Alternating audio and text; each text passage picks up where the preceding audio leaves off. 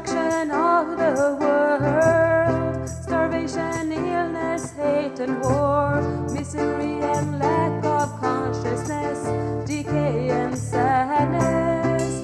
Stop our envy and inversion, everybody living upside down, destroying our diversity, escaping from reality. Stop all the projection that turns brothers into enemies. Stop the dangerous people in power from killing the animals, oceans and flowers. Look at yourself now and check your connection to consciousness. Change your direction and let's build a future of happiness.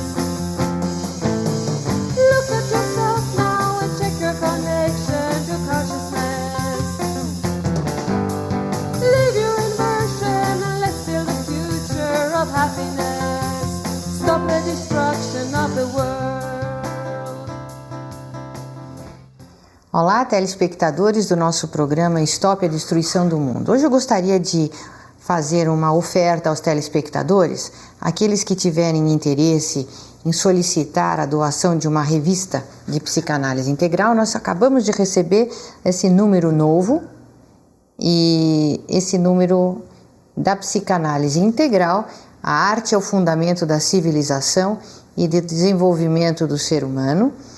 E aqui dentro nós temos artigos sobre artes, sobre o nosso Festival Internacional de Artes de Cambuquira, que nós realizamos lá, né, em 2004, e vamos fazer novamente o segundo Festival Internacional de Artes de Cambuquira em julho de 2005.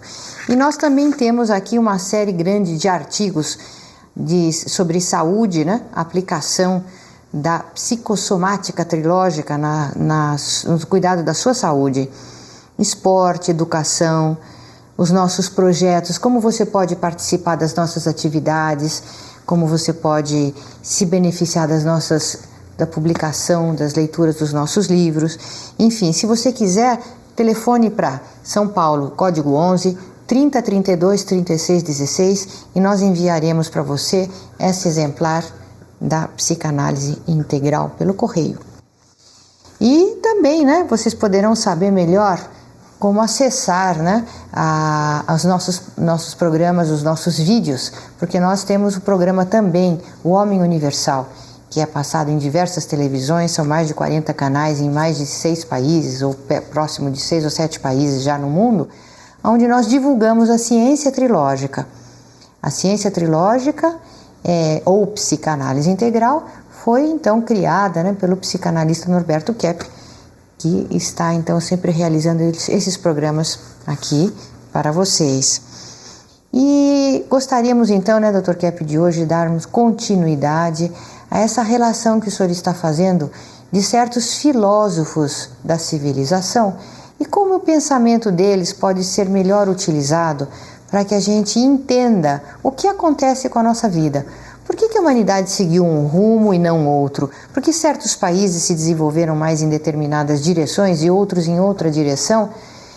E para que também a gente possa, conscientizando os erros dessas filosofias, a gente se beneficie mais e possa preservar um pouco melhor o nosso planeta e a nossa sociedade e a qualidade de vida, que está bem prejudicada. Eu gostaria de dizer o seguinte, que toda pessoa, os senhores que nos assistem, todos nós temos uma filosofia de vida. Todos nós, quando trabalhamos, quando acordamos, quando pensamos, quando estudamos, em qualquer lugar que nós estejamos, nós estamos pensando. Então, quando o cientista, por exemplo, quando começou a chamada ciência moderna, lá no século XIV, XV, quando alguns pensadores como William of Ockham começou a desligar, né, a metafísica da nova filosofia moderna, eles tiveram a ideia de que era possível, através dos sentidos, através do contato assim com os fatos, com os elementos externos. Através disso era possível então construir uma nova filosofia. E isso foi motivo de grande confusão, porque já na Grécia Antiga eles chamavam a razão de aletheia, verdade, né? E a opinião de doxa.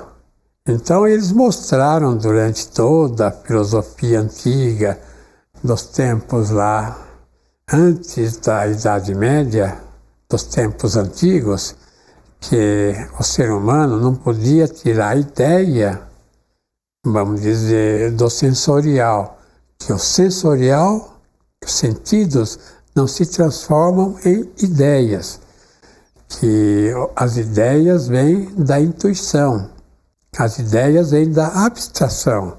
Quer dizer, o ser humano tem até hoje aquilo que nós chamamos de ciência infusa, conhecimento dentro dele. E o que houve foi o seguinte: depois do século XIII, XIV, XV, por influência de Aristóteles, eles quiseram fazer uma nova filosofia. Então os cientistas, não todos, né, falam que eles tiram as ideias dos fatos, das observações, que eles tiram as ideias do que eles colhem nos experimentos de laboratório. Isso não é verdade. O experimento de laboratório que acontece no mundo e as conclusões que a pessoa tira, mesmo no campo científico, vêm da abstração da pessoa. Então qualquer pensador, seja um Einstein, seja um Heisenberg, seja qualquer tipo de pensamento na psicologia, seja do Freud, seja do Jung, do Adler, de qualquer tipo de ideia, qualquer pensamento tirado assim na ciência não veio do fato exterior, que a experimentação serve nesse sentido, para o indivíduo ver se o que ele pensa é aplicável ou não, compreende? É o contrário. Então, o que aconteceu? Eu queria mostrar agora o que aconteceu na psicopatologia, principalmente na psicanálise, porque até o final do século XIX se via o doente mental como um possuído só por espíritos, compreende? Isso veio da Idade Média, então tinha aquela história de matar bruxas, de pôr pessoas na fogueira, uma intransigência tremenda, que até agora existe no mundo, né? Que muitos exigem que o outro seja perfeito. Isso é muita intransigência. Então nós começamos a mostrar que o fito principal do nosso trabalho é o ser humano ver justamente ao contrário, as imperfeições dele. Então, até Freud, a gente pode dizer até o século XIX, né? Começo do século XX, até essa ocasião, o que se pensava a respeito dos doentes mentais é que eles eram dominados por seres espirituais. Então, o que aconteceu também no tempo da Revolução Francesa é pensar que o ser humano era vítima, Jean-Jacques Rousseau, né? Ele dizia que o indivíduo nascia bom e a sociedade pervertia. E essa ideia, até hoje, predomina nas psicoterapias, predomina na psicopatologia. Então, quando o indivíduo tem um problema, procura saber o que aconteceu no passado. Então, o cinema mostra isso, né? Com o indivíduo, na infância, ele teve uma questão de abuso sexual, por exemplo, ou ele foi muito chicoteado, ou ele foi muito mimado, e com isso ele desenvolveu a neurose. E não que o fundamento principal da neurose venha de dentro de cada pessoa. Se a pessoa por dentro não tem, vamos dizer, muita inveja, tem consciência da inveja, é uma pessoa mais equilibrada.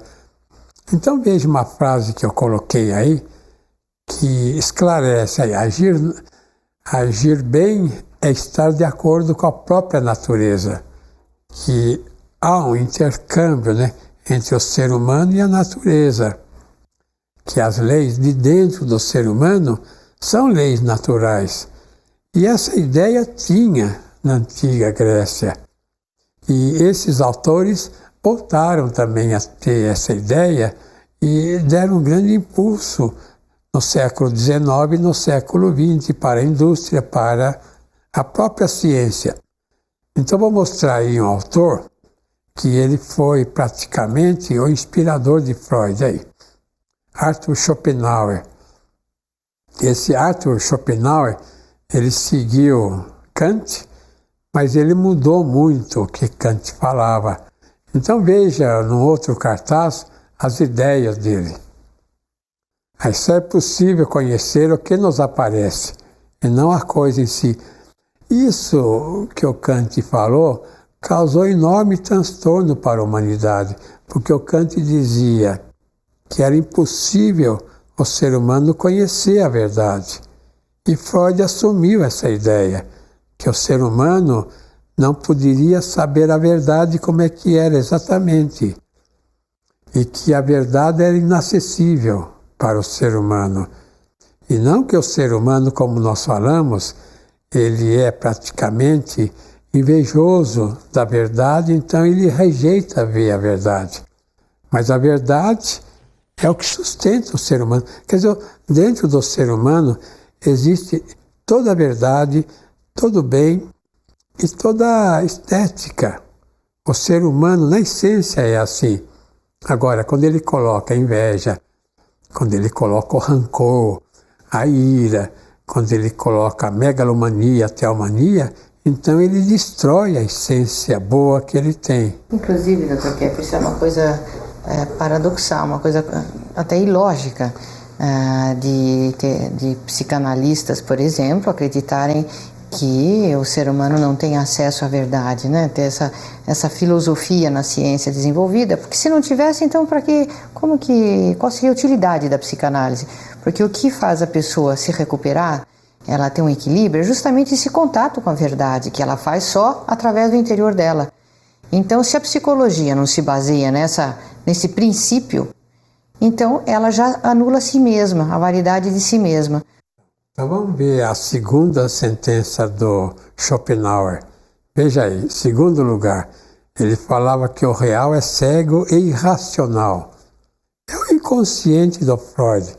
Freud dizia que aquilo inconsciente não é acessível ao ser humano, que o ser humano devia, através da análise, tentar ver o que ele pudesse da vida inconsciente. Mas toda a vida inconsciente, quer dizer, toda a estrutura interna, não era possível ser conhecida. Em terceiro lugar, veja o que ele dizia, que a consciência seria uma mera superfície da mente, e não que a consciência é o essencial que o ser humano tem, porque é a verdade. Então, veja em quarto lugar, a ideia do Schopenhauer que Freud aceitou. Viver é sofrer. O mal é inerente à existência humana. Um enorme pessimismo do Schopenhauer e que Freud se tornou, principalmente no final da vida, muito pessimista. Em quinto lugar, veja lá, que existem alguns momentos felizes através das artes e pela conduta ética. Depois eu pus lá, concepção de vida completamente invertida, a máscara seria a realidade, quer dizer, a doença, e o bem impossível de ser usufruído, que seria a saúde. Então nós vamos voltar dentro de instantes para que a gente possa inclusive perceber melhor como essas ideias freudianas que se infiltraram na sociedade, baseadas em Schopenhauer, elas estão contribuindo para que nós façamos uma destruição de nossa qualidade de vida, da sociedade, dos valores e do bem social e até mesmo do nosso planeta Terra. Até já.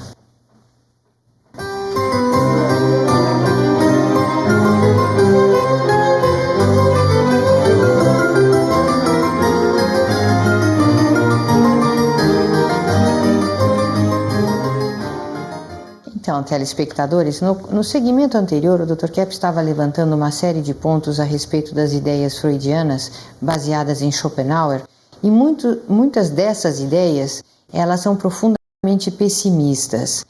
E não só isso, mas o próprio Schopenhauer e o Freud achavam que todas as nossas vontades, os nossos desejos, seriam praticamente a essência de nossa vida, dando uma ênfase, uma valorização muito grande à realização dos mesmos. Inclusive esse conceito de que a realidade em si, ela é muito penosa, é muito frustrante, que ela não nos pode dar satisfação, não pode transmitir satisfação ao ser humano, e que ele precisa da fantasia para poder compensar a falta de satisfação que ele tem na realidade. Isso fez com que o ser humano passasse a ver a própria vida, a realidade, a sociedade, até mesmo a natureza, como hostis à sua essência, à sua felicidade. E aumentou, então, deu força, deu aso a essa atitude invertida do ser humano de não só querer dominar a natureza, dominar a realidade, como recriar a realidade de acordo com a sua imaginação e a sua fantasia. Então vocês podem ter ideia, né, da quantidade muito grande de desvios que vieram daí. Tudo que leva o ser humano à fantasia, ele vê como benéfico, como prazeroso, como até essencial para o seu equilíbrio. E tudo que está dentro da realidade, ele vê como penoso, como trágico, como difícil, como essencialmente ruim. E essa luta fez com que o homem abandonasse, por exemplo, o desejo do trabalho, da construção. O trabalho o ser humano sempre viu já o trabalho como algo penoso e estressante, mas essas ideias vieram acentuar essa inversão. Então, vendo no ócio um prazer. E, na verdade, a entropia que se resultou daí, a perda de energia, a perda de talentos, o desperdício de vidas humanas tem se acentuado. E outro aspecto são os vícios que o ser humano desenvolveu, então achando que drogas, mesmo fumo, ou tudo que lhe é alienante, né, que favorece a sua alienação e a sua fantasia, ele passou a desenvolver um grande mercado de consumo de alienação, fazendo com que a nossa natureza, a nossa vida, nós deixássemos de lado e não cuidássemos desse paraíso que nos foi aquinhoado. Então, muitas vezes a gente pensa, puxa, mas um filósofo, um pensador, poderia estar influindo tanto nesse processo de destruição do planeta? Pode e contribui e muito, né, Dr. Kepp? A questão da situação atual é muito neurótica nesse sentido, porque tudo que o ser humano faz agora, toda a promoção que faz agora, toda a propaganda é para incentivar a neurose do ser humano. Por exemplo, a questão da alimentação, né? Para incentivar o ser humano a comer demais. Tanto assim que mais da metade do povo americano é obeso demais, a ponto de alguns terem que pagar 2 passagens para andar de avião, que até um avião caiu lá de tanto peso que tinha dos seres humanos. Então a obesidade é um elemento neurótico, ou então a magreza exagerada. O que mais que o ser humano procura, né? A questão, por exemplo, do dinheiro. A glória para o ser humano é como o americano sempre falou, power, prestige and money. Então, que o ser humano valia pelo poder, pelo prestígio e pelo dinheiro. Agora, essa é uma ideia invertida que incentiva só a neurose do ser humano. Então eu gostaria de mostrar aí as ideias do Freud e no que ele se baseou para fazer o trabalho dele. Essa fotografia dele, veja que ele tem um aspecto deprimido, um aspecto bem depressivo de pessoa bastante doente. Agora, em seguida, veja as ideias dele aí. Primeiro passo, ele achava que os sintomas neuróticos eram resíduos de ocorrências traumáticas. No começo, Freud ele percebeu perfeitamente a origem da doença, né? Que os sintomas neuróticos eram resíduos de ocorrências traumáticas que a pessoa desviou da consciência. Então, a pessoa censurando uma coisa que ela fez, então ela praticamente inconscientiza. O termo certo não é inconsciente, é inconscientizar, é o verbo. Que a pessoa, quando está diante de algo assim que ele não aceita, então ele rejeita ver. Então essa censura que ele faz é que causa a doença dele. De maneira que no início ele acertou perfeitamente a origem da doença mental. E depois ele colocou uma ideia do inconsciente como se fosse uma instância que a pessoa nasceria com o inconsciente, e não é assim. Agora, voltando ao esquema, veja que, em segundo lugar, o segundo passo que ele deu. Algum tempo depois, colocou a causa da neurose no sexo. Então, veja, ele praticamente introduziu um conceito de inconsciente, mas baseado na vida sexual. E a vida sexual nós sabemos que é perfeitamente natural. Não é nada de errado, a não ser, é claro, em qualquer setor, os exageros ou a escassez daquele elemento. Então, quando ele colocou a ideia da doença no sexo, ele voltou àqueles padrões antigos, sabe? Que as pessoas medievais tinham, que o grande pecado da humanidade, o grande problema, seria questões sexuais. Em terceiro passo que ele fez, veja lá, ao mesmo tempo elaborou o conceito do complexo de Édipo, o impulso sexual do filho pela mãe e da filha pelo pai. O que ele queria dizer com isso, né? Que para o ser humano ser feliz, no caso do menino, tinha o pai que não deixava, então aí o menino atacava, os outros homens atacavam a sociedade por causa disso. E no caso da menina, então seria a mãe. Então é por isso que a mulher não aceita outra mulher, que a mulher ataca outra mulher. Aí tem até questões feministas, né, ligadas a isso. De maneira que, voltando lá ao quadro, veja lá, uma observação. O rei da Grécia casa com a mãe para ter maior poder, porque o Freud ele se baseou nesse mito grego, porque aí o rei da Suécia casa com a rainha que para aumentar o império dele, não porque ele, no fundo, tivesse atração pela rainha que era a mãe dele. E ele desconhecia no mito. E que quando criança ele foi afastado da casa real e depois volta naquele país para casar com a rainha que era a mãe dele, que ele não sabia. De maneira que a Margaret Mead, que é uma antropologista, né, muito famosa lá nos Estados Unidos, que ela estudou os povos primitivos e vivia com os povos primitivos. E ela nunca notou que povo algum primitivo teria o complexo de Édipo, desfazendo essa ideia da psicopatologia freudiana. Então, Dr. Kepp, eu me lembro quando eu comecei os estudos de psicanálise, né, e tomei conhecimento das suas pesquisas, o que me chamou muito a atenção é justamente a distinção entre que o senhor colocava entre a pessoa ser doente porque ele recusa, ele reprime os sentimentos de afeto, e esses sentimentos, obviamente, a gente viria no campo da vida psíquica, das emoções, e não que o ser humano adoece porque ele reprime instintos, pulsões sexuais, a nível até de energia física. Então, existe uma diferença fundamental para que a pessoa compreenda que ela adoece se ela reprime a vida afetiva, se ela vê no afeto, por exemplo, um prejuízo, se ela vê em elementos da razão, elementos só racionais ou intelectuais, como os importantes, e o da vida afetiva, os sentimentos de afeto, a bondade, como inferiores, ou até um aspecto de fragilidade do ser humano. Quando ele gosta, quando ele tem afeto, ele fica frágil. Esse é mais um sinal de inversão no ser humano.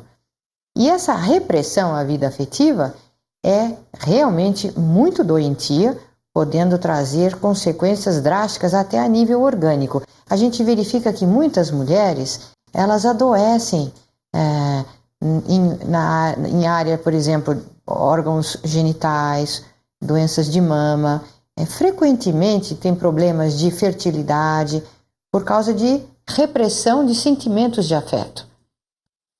Eu gostaria de mostrar agora as 3 fases do Sigmund Freud, né? Que, aliás, não foi ele que trouxe, foi de um psicanalista lá da Hungria, e que ele determinou que o ser humano passaria por 3 fases. Veja lá no esquema. A primeira, uma fase oral, que seria até o 1º ano de idade, que seria uma fase de pessoas dependentes, que mais tarde essas pessoas se alimentariam excessivamente. E o Bion, né, dá essa ideia que seriam mais as pessoas que esperam milagre de igrejas, ou então os políticos, que são muito dependentes. Pois uma segunda fase, veja lá, a fase anal, pessoas sádicas, que são os militares, banqueiros, especuladores, que praticamente dominaram a sociedade atual, trazendo essa grande tensão, né? Quer dizer, fazendo com que o ser humano vivesse em função da economia. Então o ser humano não vive mais em função da cultura, das artes, não vive mais em função de algo superior da própria espiritualidade. Ele viveria em função de ganhar dinheiro ou de gastar dinheiro. E uma terceira fase que Wilfredo Bion fala, dos indivíduos narcisistas, que eram os nobres, os artistas, até hoje, né? Então que a humanidade gira em torno dessas 3 fases, que uma vez é o oral que domina, outras vezes o genital, outras vezes o anal, como atualmente. Agora, eu queria dizer isso, que sem isso que essa filosofia do século XIX descobriu, Schelling, né, Kant, etc., seria difícil a humanidade se recuperar. Então, o que determina o equilíbrio do ser humano é essa energia que o Tesla, que é húngaro, ele falava que seria energia escalar. Veja lá a última frase do programa de hoje. Tudo que existe é energia divina, transformada em criações. Então, essa frase mostra que a única maneira do ser humano ter equilíbrio é através, então, do contato com essa energia escalar de Tesla, que é a energia divina. Então, retornaremos na próxima semana para o nosso programa Stop a Destruição do Mundo. Até lá. Stop the destruction of the world. Starvation, illness, hate and war. Misery and lack of consciousness. Decay and sadness. Stop our envy and inversion. Everybody living upside down. Destroying our diversity. Escaping from reality.